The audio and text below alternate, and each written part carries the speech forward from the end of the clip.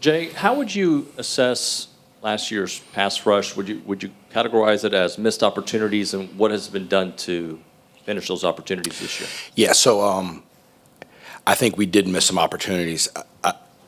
I do think, there were some times towards the middle of the season, towards the end of the season, where we had to, manage the defensive line in such a way that maybe limited their ability on normal downs to rush the passer, right? We were concerned about some things in the back seven. And so I think now that we feel stronger back there, I do think we've got some kids that have real edge pass rush. I think Tyler Onyedum's been really good so far. So I think as the coverage is we feel more better about the coverage. I think we'll allow those kids to rush the passer more.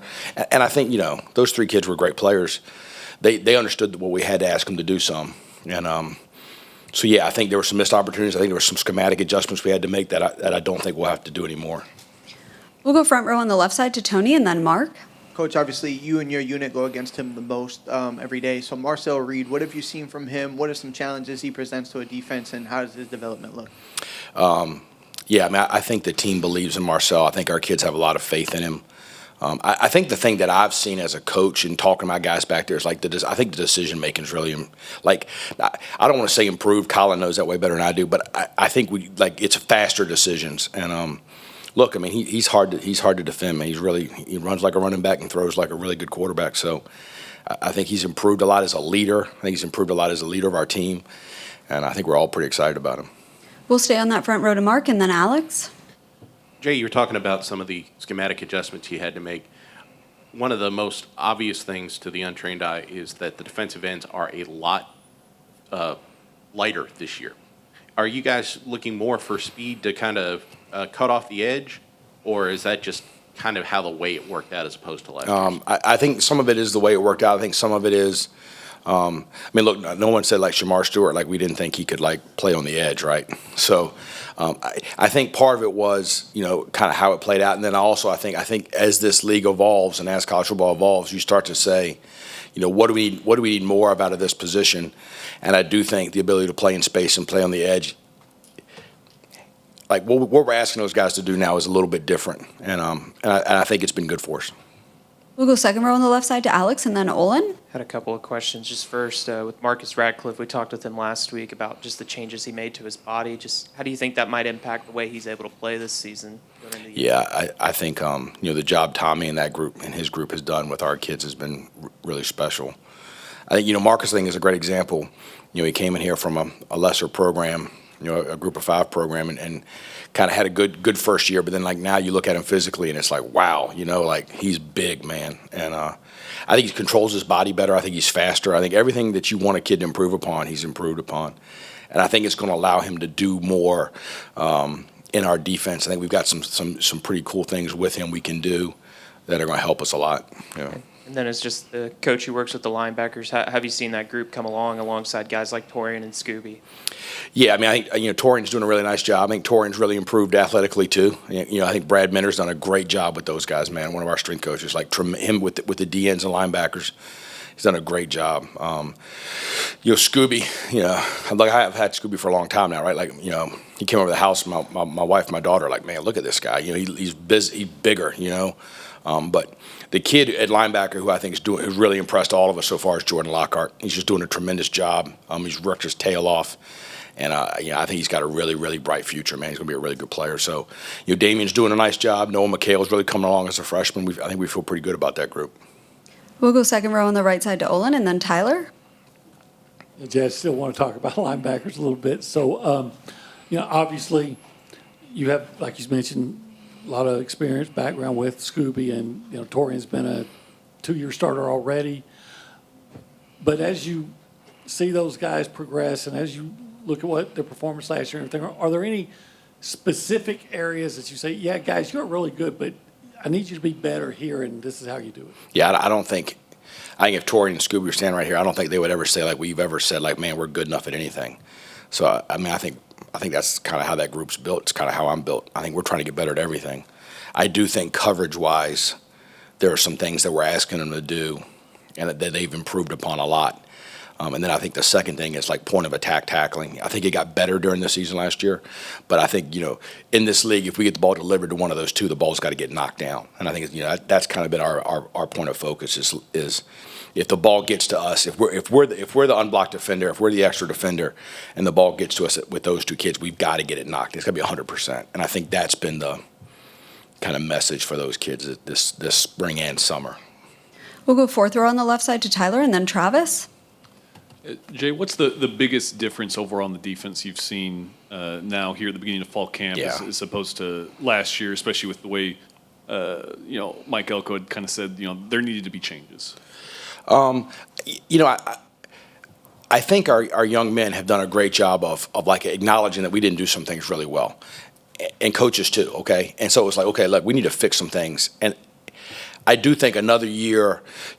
We started the season last year with hardly any kids that had ever really played together, and so I think now they've had a year to play together. I think the communication is better. I think the pre-snap communication and pre-snap adjustments are better. And so. I just think like the overall knowledge base has improved a ton, and I think because of that we're able to do a little more, and I think now they understand like some of the coaching points that maybe went over their heads a little bit a year ago. I think now are hitting home. So yeah, I feel really good about like our players that have played, right? Our veteran play, even though Marcus Ratcliffe isn't a very old kid, right? He's a veteran player to me. So those kids understanding what we want from them and how disguises and how pre-snap looks and pre-snap communication matter. And I think that's going to pay off a lot. We'll go front row on the right side to Travis and then Carter. How much of an instant impact can Marco Jones have on the season this year? I say it's practice 5. He is a super talented kid. That was pretty obvious. Look, we were recruiting him was a knife fight, right? You had to go get him, right? And so I think, I think we knew what we were getting, and we're very happy with him. He's a really bright kid. So I think every day he gets better, every day he improves. He's in a group with some really good players, but I do think the future for him is really, really bright. I think ask me that question like week 6. But I do think he's going to play and contribute this year. How much it is, we'll see. We'll go second row on the right side to Carter and then Cease. Hey Jay, when you have a guy like Jordan Shaw at nickel, how tempted are you to move Tyreek Chappelle outside, and just what's that kind of been like that with the cornerback group and as a whole beyond Will Lee at competition? That's a great question. Tyreek is a tremendous football player. He's smart. He can do a lot. He could easily go play corner. Losing him last year was a blow to us. So I think him back, he can go play corner. He's rotated in and out of nickel and corner this camp. So I don't think Jordan Peterson and BGA have done a great job with those two groups. I think Jordan Shaw's really come along. I think Bravion Rogers is having a really good camp. So I think that that nickel position has become a strength. I think the corners have improved a ton, not just Will. I think Dez is having a really good camp. I think Julio's having a really good camp. So I think we've created a lot of competition over there, right? And so they know they better come every day in practice, or you're going to get passed up. And I think that's when you have improvement. So I love Jordan Shaw. Man, he's smart, good player. We'll go front row on the left side to Cease and then Chip. Piggybacking off that question, when Chappelle went down last year, was just the fact is maybe you didn't have enough talent and depth in the secondary? I just think we built some of the defense on the fact that we could play man in the slot all the time, and that became not necessarily the case. And so we had to. It affected everything else. And I think as the season went on and more people saw us and were able to see some ways to attack us, it continued. So I feel way better about our depth right now. I feel way better about the younger kids in the program improving and coming along. So I think in that back 5, I think that there's going to be a pretty good improvement. Do you set goals for your defense, any kind of goals at all, like for a season? Yes, every day, every week, every month, every season? Yeah, every day. We'll go to the back row on the right side to Chip and then Mark. How have the dynamics changed, if at all, in practice with Coach Elko having maybe a more hands-on approach? I don't think practice has changed. I really don't think it's changed a whole lot, to be honest with you. Mike was very involved a year ago. He's probably more involved now. I think he's way more comfortable with how he's involved now. But practice-wise, I don't think it's changed a ton at all, honestly. Yeah. Games, I think it'll change more. We'll go front row on the left side to Mark. Jay, you've got 3 veterans at defensive tackle, and then you've got a lot of youth. What have you seen from Evans and the 3 freshmen that maybe make you feel a little bit more comfortable with what you got there? Yeah, we were really – I remember watching Chase Sims' film when I first got here and being like, man, this kid's as good as any D tackle we've watched, and going to recruit him, and Sean and Tony did a good job recruiting him, and all of a sudden he had a hold on at the end when everybody wanted him. Landon Rink's been awesome. I think DJ Sanders has as much upside as any kid in this program. So I think the three young D tackles are going to be really good players, and I think every day they get better. Right? We see that group just continuing to rise. And Evans has been. I think his last couple of days he's been really good. I think he's improved a ton. So I think we're very comfortable with those 4 kids. Obviously, the 3 veterans are guys we trust and believe in, and that are really good players. So I think we're in a really good situation there, and I think that's going to become a strength of ours. And I do think, week 3, week 4, week 5, it starts to get into the season. You're going to see those young kids, I think, be able to play more and more and more as they get more comfortable. Alrighty, looks like that's all we have. Thank you, Coach. Yes, ma'am. Thank you.